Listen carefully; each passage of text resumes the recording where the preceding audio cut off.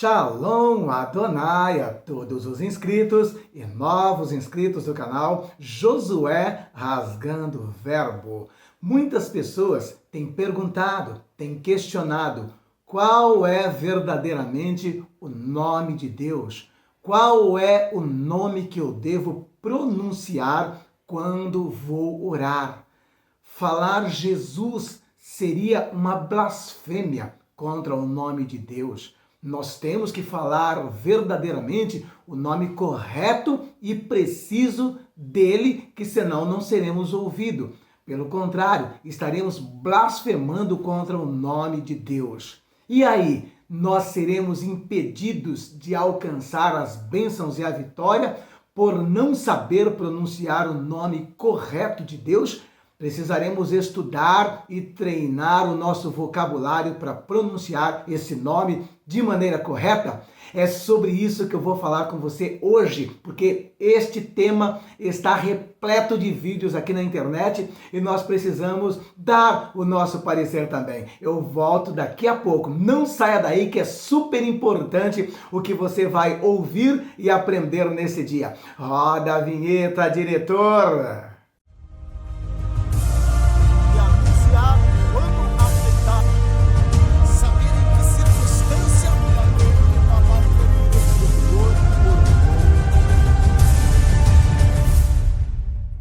Pois bem, aqui estamos de volta. Antes de entrar no tema, eu quero te pedir, nos ajude. Se inscreve no canal, deixa o seu like, o seu joinha. Me siga também lá no Instagram, me ajude aí, dá uma chegada lá. Dia sim, dia não, colocamos mensagem de 3, 4 minutos que serão edificantes para a tua vida, tá bom? Então, em nome de Jesus, nos ajude. Vamos então ao tema. Irmãos, entendam uma coisa, nós estamos vendo aí na internet aí, muitas pessoas falando assim, olha, você tem que pronunciar o nome de Deus de maneira correta. Essa questão aí de Jesus foi uma blasfêmia que o diabo criou. E todas as vezes que você pronuncia esse nome, na sua oração, no seu dia a dia, você pode estar blasfemando contra Deus e ao invés de alcançar uma bênção, ao invés de acontecer um milagre na tua vida, pode acontecer uma maldição. E aí então nós vamos ver vários estudos, né? E alguns dizem, olha, você tem que falar Yahushua. E outros vêm e dizem, olha, na realidade o nome certo é Yehoshua. E vem um outro e diz, olha, é Yahvé. E aí então, qual a pronúncia correta? Porque Jesus, eles dizem que não pode. Se eu falar Jesus, é uma blasfêmia, porque é uma transliteração do nome hebraico dele, trazendo como se fosse uma blasfêmia, né? Para um nome que traduzido se dará por cavalo, né? Então a realidade é essa. Nós precisamos entender que estudando a Bíblia, procurando nas páginas da Bíblia, nós não teríamos nem sequer como pronunciar o nome de Deus. Porque lá nos originais, lá, quando se fala do nome de Deus, ele é composto de 4 letras e são 4 consoantes.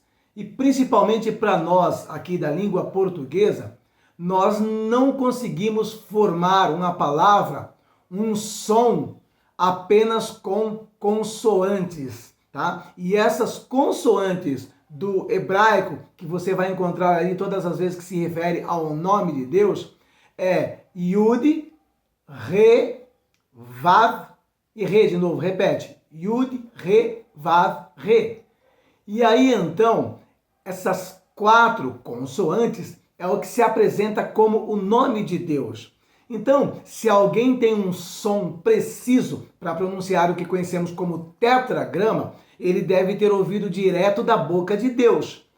E o que acontece é o seguinte, né? Nós, aqui no Brasil, utilizamos o nome Jesus. Você vai para o inglês, varia um pouquinho mais, que fica Jesus, né? No hebraico, Yeshua. E aí, qual o nome eu devo pronunciar? E além desses nomes, nós já falamos Yahvé ou Javé, Yeshua, Yehoshua. Também Josué é a mesma coisa também. tá? Então, todos esses nomes aí que a gente vê as suas variantes como Yeshua, Yehoshua, Yalroshua, Javé, Josué, todos esses nomes, eles têm um significado, e esse significado é único. Qual é o significado? Salvação, ou o Senhor é salvação. É simplesmente isso, salvação. Então, todas as vezes que clamamos pelo nome do Senhor, estamos clamando por salvação. Você está entendendo? Por exemplo, eu vivi 12 anos enterrado na cocaína, na maconha, no cigarro, na bebida alcoólica. E todos nós sabemos que não existe uma cura aqui na Terra para alguém que está destruído e totalmente dominado por tantos vícios. E principalmente no meu caso, que eu não cheirava cocaína, eu injetava cocaína nas veias, né? Então, o que ocorreu comigo foi que, no nome de Jesus, eu fui liberto de tudo isso da noite para o dia, no sentido literal. Eu nunca passei sequer um dia em uma clínica de recuperação. Fui liberto, transformado, restaurado pelo poder do nome de Jesus. E aí, como dizer que esse nome é um nome de maldição, que esse nome não tem um poder de repreender, de libertar, de transformar e de curar? Aqui estou eu, testemunha viva e ocular do poder do nome de Jesus. Então, meus irmãos, nós não devemos estar nos aficionando, ficar encanado com essa questão. Muitas pessoas mal conseguem pronunciar o nome de Jesus aqui no Brasil, né? Você pega lá principalmente as pessoas mais simplesinhas lá do Nordeste, por exemplo, lá nos cantos do Brasil, nos rincões do Brasil, eles não conseguem sequer pronunciar direito o nome de Jesus, né? Jesus e por aí vai. E aí? E essas pessoas que não conseguem pronunciar o nome de Jesus? Eles não serão ouvidos? Eles não serão alcançados? Então, essa questão aí está muito mais ligado, relacionado ao fonema, não ao fato de ser ouvido ou não. Você está entendendo? Deus não estará deixando de ouvir uma pessoa simplesmente porque ele não sabe pronunciar o nome dele correto. Simplesmente porque ele falha na sua pronúncia, né? E a realidade é, alguém que apresenta um fonema, que dá um som para esse tetragrama, ele está dando um som que ele ouviu de outra pessoa, falando que é isso. Mas a realidade é que o som verdadeiro do nome de Deus, o fonema, só quem ouviu diretamente da boca de Deus. Mas quem hoje depende só das Escrituras, a única coisa que ele tem é esse tetragramas. 4 letras consoantes, que não dá um som preciso para nenhum de nós. Então, a realidade é o seguinte, se você quiser pronunciar com precisão, você vai ter que falar isso aí. Yud, Re, Vav, Re. São 4 letras. É a única coisa que está lá na Bíblia. Agora, quem colocou aí A, I, O, ou U aí no meio aí, foi o ser humano. Porque na Bíblia você tem 4 consoantes. As vogais entrou aí por conta própria das pessoas. As vogais que estão aí. Você está entendendo? Então, não se preocupe, não fique encanado com essas coisas aí. Se você quer estudar para conhecer essas pronúncias de uma maneira mais correta, amém. Mas isso não te interfere. Você veja bem, quando estamos orando aqui, ou quando vamos orar por alguém, na oração, lá nos nossos cultos, num culto no lar e coisas do gênero, você não vê ninguém falando assim, meu Deus, em nome de Yahushua, eu me aproximo diante de ti. Em nome de Yeshua Hamashia. Meus irmãos, para com isso. Isso é religiosidade. Você está entendendo? Eu converso com Deus como eu converso com o meu melhor amigo. E a realidade é que eu nem chamo ele de Yahushua, Yahvé. Eu tenho o privilégio de chamá-lo de Pai. Pai, no nome do teu filho, aquele que morreu lá na cruz, aquele que derramou cada gota do teu sangue pensando em mim. É dessa forma que eu converso com aquele que eu amo. É dessa forma que eu converso com aquele que eu tenho intimidade. Eu não preciso de formar uma frase tão elaborada, uma frase de maneira poética para ser ouvido por Deus. Para ser ouvido por Deus, para experimentar milagres através do nome de Jesus, vale muito mais a minha vida, o meu estilo de vida, o meu relacionamento com Deus, o fator de observar as Escrituras, de observar a tua palavra, de obedecer.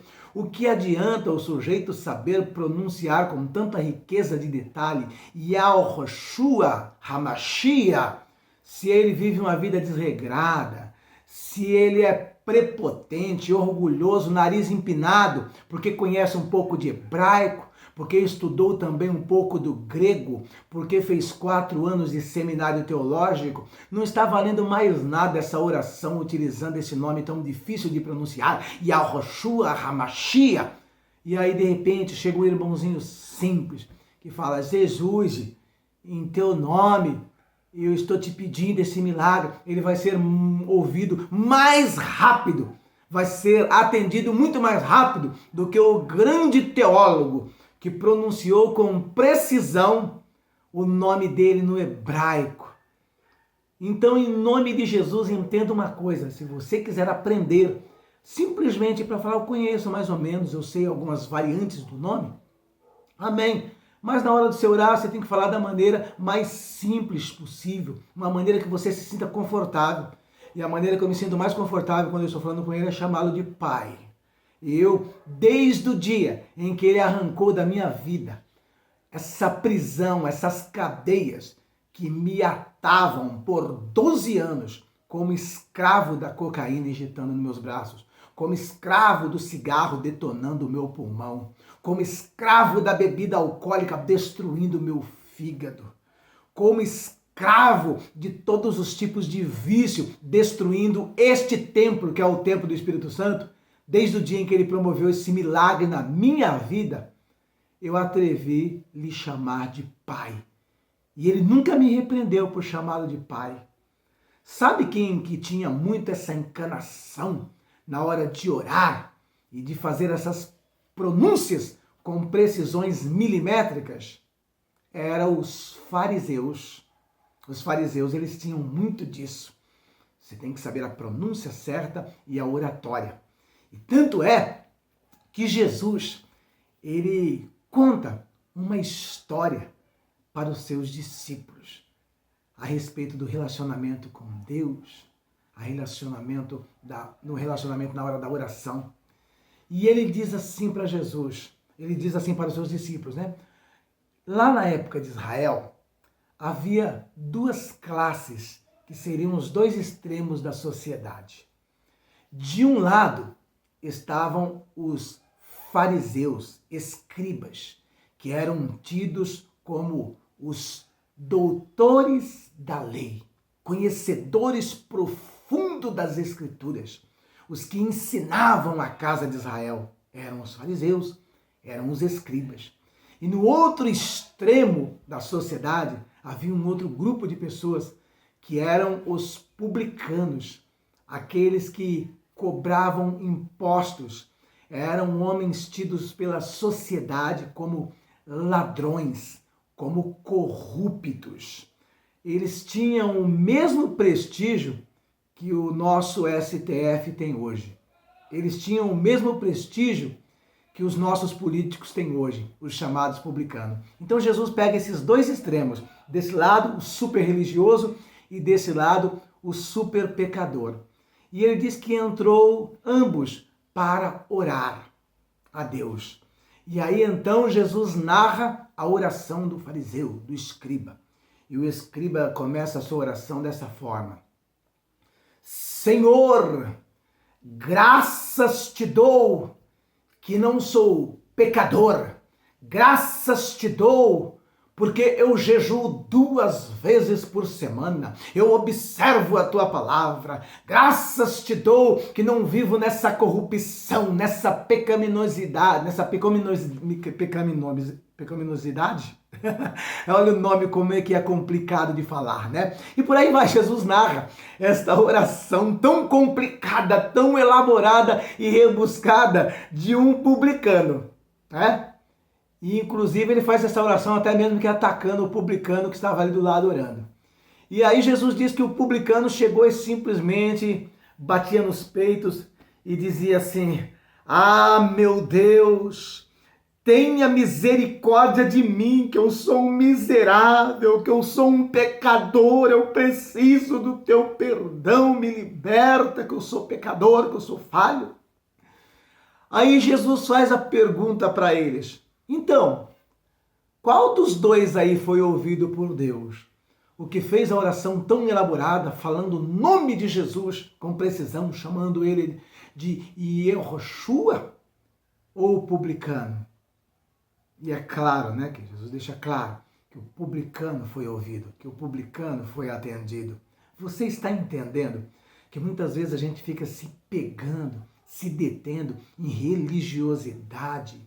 Muitas vezes, o que eu aprendi no seminário teológico não é para humilhar o meu irmão, não é para dizer para ele: "Eu sei de hermenêutica, de exegética, eu sei o que é homilética, eu conheço muito de escatologia", simplesmente para isso. Não, meu irmão. A gente tem que aprender tudo isso para se tornar mais humilde. Porque o único pré-requisito para ter uma oração eficaz e ser ouvido por Deus é humildade. A Bíblia diz assim que há um coração contrito e quebrantado, a este Deus não resistirá, ou seja, ele ouve.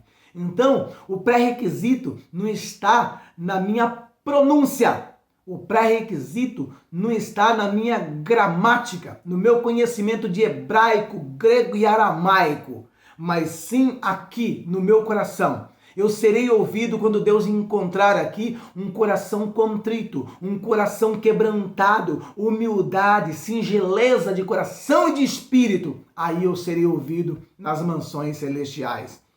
Então, não fique encanado com esses estudos enormes, né? Trazendo letras que você mal consegue pronunciar, para dizer que você está correndo o risco de blasfemar o nome de Deus, blasfemar o nome de Jesus e não ser ouvido. Você vai chamá-lo da maneira que você sempre ouviu, da maneira que você sempre leu na Bíblia. É Jesus? Amém, é Jesus.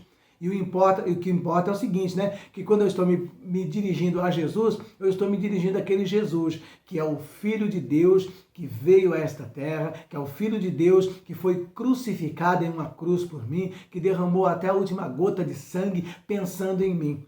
O que adianta pronunciar tão direitinho como os judeus e recusar Jesus como Filho de Deus, e recusar Jesus como Messias?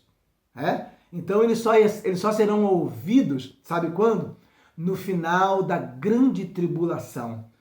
Quando Satanás, com o anticristo e a besta, que é o falso profeta, jogarem um exército de mais de 200 milhões de soldados contra Jerusalém, contra Israel. E eles verem que estão perdidos, que estão num beco sem saída, eles vão ali de fato se quebrantar. Vão ali de fato fazer a oração que a Bíblia quer. Uma oração com o coração contrito, quebrantado e se humilhando. E vão implorar pelo socorro do Messias. Só que nesse instante, o Messias não virá sozinho. Ele pisará no Monte das Oliveiras. E juntamente com o Messias, fazendo parte do seu exército para essa grande guerra, estará eu e você, como igreja de Cristo. Eles passaram todos esses séculos clamando e falando que o nome é Hamashia. E nós, como igreja de Cristo, que muitas vezes fomos até menosprezados por eles, dizendo: olha, não, esse Jesus que vocês oram aí pode ser qualquer um outro, menos o Messias. Eles vão naquele dia entender que a igreja estava clamando pelo verdadeiro Messias. E que nós viremos em socorro de Israel, fazendo já parte desse exército do Messias, quando ele pisará no Monte das Oliveiras, Com o poder da sua glória, o Monte das Oliveiras vai partir ao meio. Com o poder da sua palavra, ele vai destruir, aniquilar esses exércitos de 200 milhões de soldados. E ali mesmo, próximo, no Vale de Josafá, vai julgar todas as nações que se levantaram contra Israel. E eu farei parte desse dia. Você fará parte desse dia, confiando e esperando nesse Jesus. E se você quer conhecer mais sobre isso, nós explicamos tudo isso com riqueza de detalhes no nosso curso de escatologia. A gente ensina do arrebatamento até o juízo final. É 10 horas de audiovisual. O primeiro bloco, introdução à escatologia. O segundo bloco, o arrebatamento, com 2 horas de 4 blocos de 30 minutos. Depois, posteriormente, falamos sobre o milênio, mais 2 horas com 4 blocos de 30 minutos. Depois falamos sobre o juízo final, mais 2 horas com 4 blocos de 30 minutos. E por último, passamos uma síntese de escatologia, trazendo informações para vocês a respeito da nova ordem mundial, o seu relacionamento com o governo do anticristo, do grande reset e o preparativo para a implantação dos 10 grandes blocos econômicos que terão que estar prontos para recepcionar o anticristo. E tudo isso já está sendo trabalhado, estudado e projetado. Então você vai aprender todas essas coisas para poder passar, transmitir para outras pessoas com habilidade e destreza. Olha, aqui está o link, né? Aqui desse lado aqui, ó, está o link do nosso grupo de WhatsApp. Entra aqui agora, tá bom? E você vai adquirir o seu acesso, tá? É um curso totalmente online e esse material será seu. Você terá de maneira vitalícia esse conteúdo com 10 horas de audiovisual mais e-book. Então é bênção para a tua vida. Faça esse melhor investimento na tua vida. Aqui, ó. Tá bom? E em nome de Jesus, se inscreve no canal, deixa o seu like, seu joinha. Me siga no Instagram. Tá bom? @Josué Rasgando o Verbo. Que Deus em Cristo nos abençoe. Um beijo no teu coração.